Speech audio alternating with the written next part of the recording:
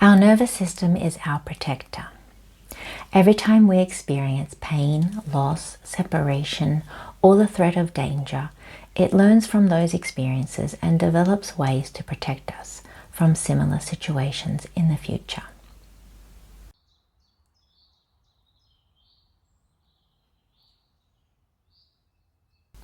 We are inherently born with a very strong instinct for survival. We are born into this world and human experience and have to navigate a world of feelings and emotions when interacting with the world around us. These emotions are interpreted into signals of danger or safety. Much of this happens automatically outside of our conscious awareness. Our nervous system is constantly scanning both our environment and our internal state for cues of safety and danger.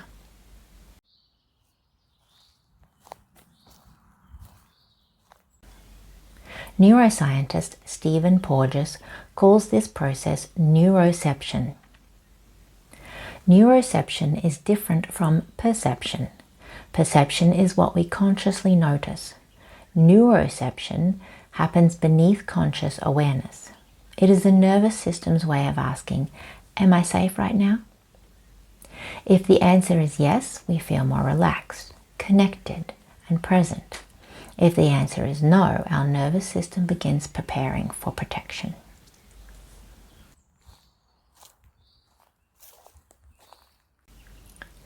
As mammals, our nervous systems evolved to understand that survival depends on belonging to a family, a tribe, or a community. Being separated from the group meant limited or no resources, no food, water, warmth, shelter, and no protection from predators. Any danger that threatens to cut us off from the group, our safety, causes our nervous system to respond in one of three ways: to fight the danger off, to run away to safety, or to freeze up, play dead, and hope the danger passes of its own accord. These days, most of us live without any physical danger. There are no tigers or lions waiting to pounce on us when we gather food at the supermarket or when we travel to a neighboring village to sell our goods at the market. Yet we still experience periods of instability in our families, difficulties with our physical health and well-being, and challenges to our sense of belonging. Events such as losing a loved one, parents divorcing, having someone overstep healthy boundaries, whether physically or mentally, bullying at school, and so many more, cause us to feel unsafe. Our system stores the information of these experiences and tries to protect us from such things happening again.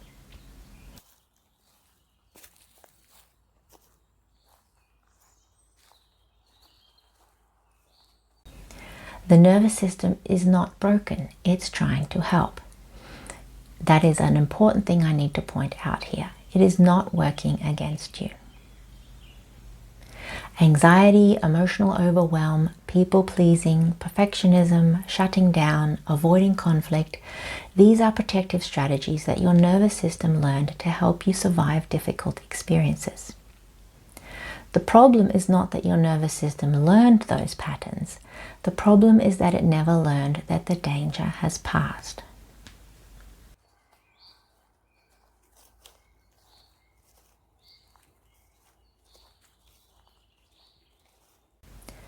So how does the nervous system hold on to painful experiences? When we go through something painful, overwhelming, or frightening, our nervous system adapts in order to protect us. It learns from the experience and creates patterns designed to keep us safe in the future. But how does an emotional experience become a long-term protective pattern? It involves three interconnected systems: the brain, the body, and the stress response.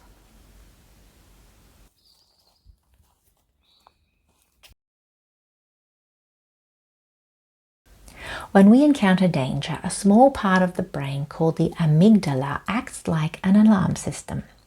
Its job is to detect threats and prepare the body for action.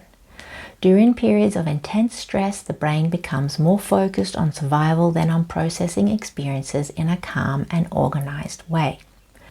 Parts of the brain involved in reasoning, perspective and memory processing, such as the prefrontal cortex and hippocampus, may become less effective during periods of intense stress, while the brain's threat detection systems become more active. Because of this, difficult experiences may remain strongly linked to emotions, body sensations, and protective reactions.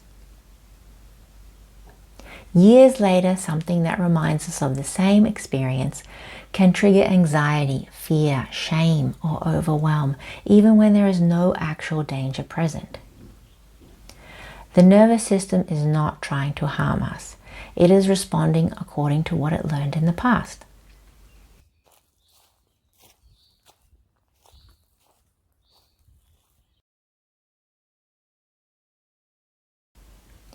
When the nervous system detects danger, it prepares the body to survive. Muscles tighten, breathing changes, heart rate increases, and posture shifts into a more protective position. You may notice tension in the jaw, the shoulders, the neck, the stomach, or the hips. These responses are completely normal and are part of the body's built-in survival system. It is preparing to fight, run, or freeze up. If a person experiences ongoing stress or repeated situations that feel unsafe, these patterns can become habitual. The body becomes accustomed to holding tension and maintaining a state of readiness. Over time, these protective responses become automatic. The nervous system learns patterns of breathing, posture, movement, and attention that operate largely outside of conscious awareness. This is why someone may know logically that they are safe, yet still experience tension, discomfort, or unease within their body.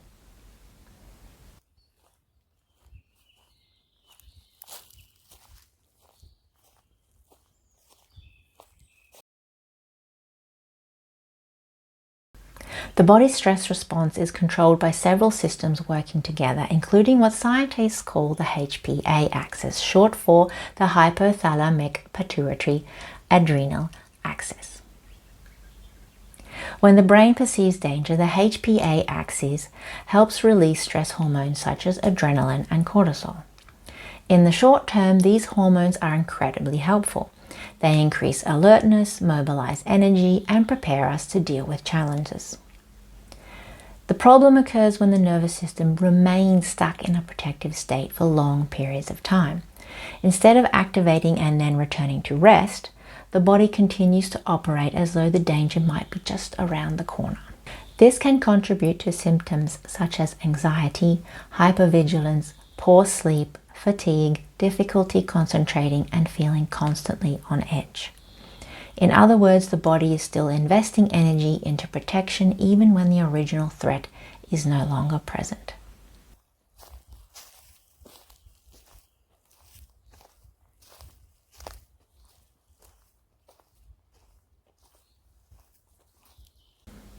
Now, you might be wondering why the nervous system doesn't just simply switch off once the original danger has passed. Sometimes it does, that can happen. But sometimes the nervous system never receives enough evidence that it is truly safe to relax. If stress, loss, conflict, or uncertainty continue for weeks, months, or years, the nervous system may learn that staying alert is the safest option.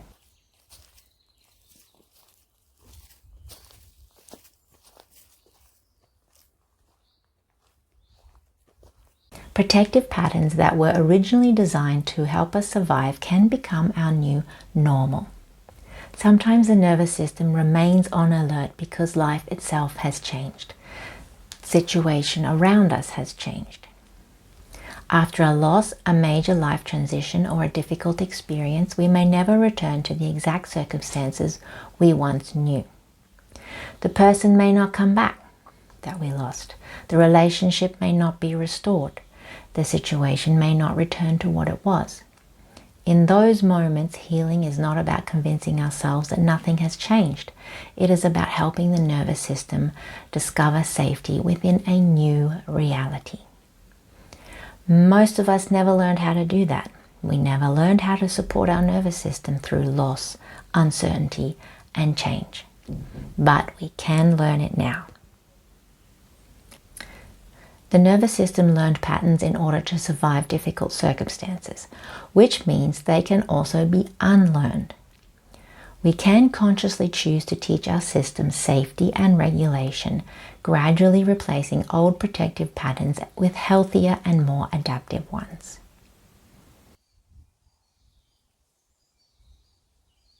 So how do we teach the nervous system safety again? The good news is that the nervous system remains adaptable throughout our lives. Scientists call this neuroplasticity, the brain and the nervous system's ability to learn and change. One of the simplest ways to begin teaching the nervous system safety is through the breath. Breathing is unique because it happens automatically, but we can also influence it consciously. When we are stressed, our breathing often becomes shallow, rapid, and concentrated in the upper chest. This sends signals throughout the body that support a state of alertness. When we deliberately slow our breathing and gently lengthen the exhale, we activate pathways associated with the parasympathetic nervous system, the branch responsible for rest, recovery, and regulation. An important part of this system is the vagus nerve, the longest cranial nerve in the body.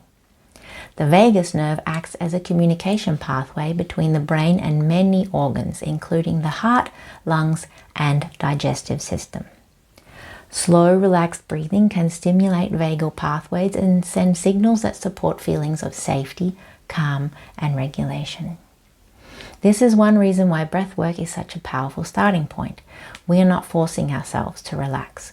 We are giving the nervous system new information and a new experience, one breath at a time. Slow breathing gives the nervous system new cues of safety. Over time, this can influence neuroception, the nervous system's automatic process of detecting danger and safety, and help shift the body out of survival mode. Now we understand how these protective patterns develop, but understanding alone doesn't create change. The nervous system learns through experience. So let's give it a new experience right now. I'd like to show you a simple breathing practice that became an important part of my own healing and nervous system recovery. I've also created a free guidebook that expands on this practice by combining 3 elements: slow, gentle breathing, reconnecting with the body, and the safe release of emotions. Together, these practices help teach the nervous system that it no longer needs to remain in a constant state of alertness. You'll find the link in the description below.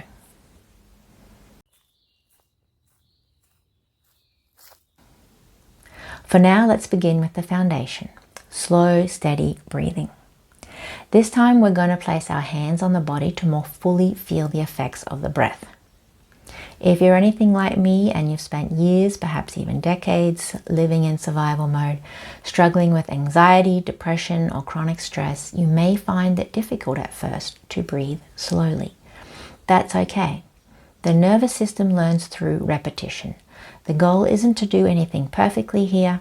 The goal is simply to begin giving your system a different experience.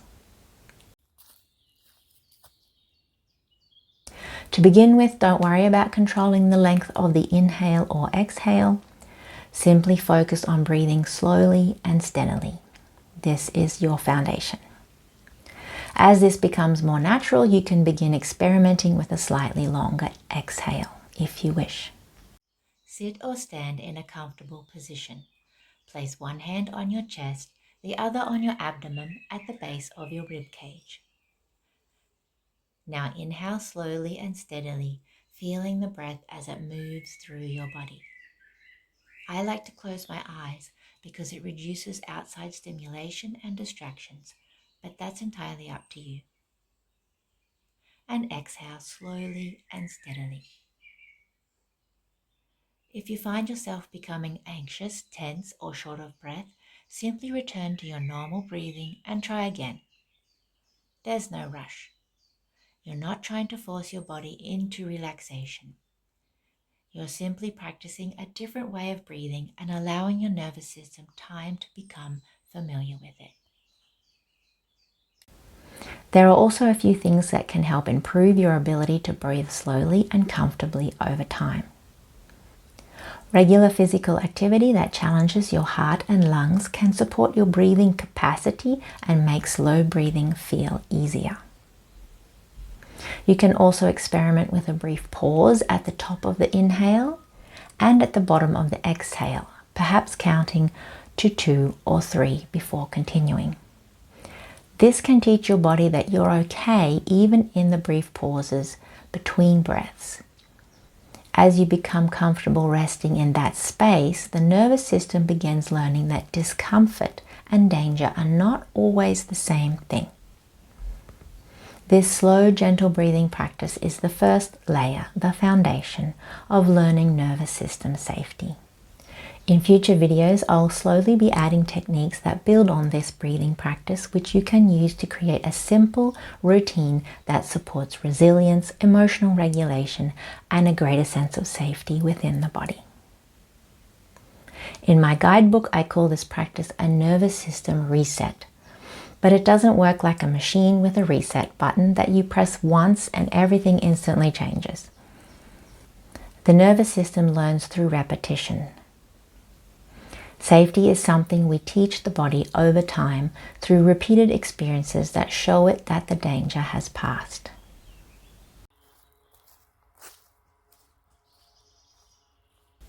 The more consistently we practice, the more familiar safety can become. If you'd like to learn how often to practice, how long to practice for, and how to combine breathing with body awareness and emotional release, you can download the free guidebook using the link below.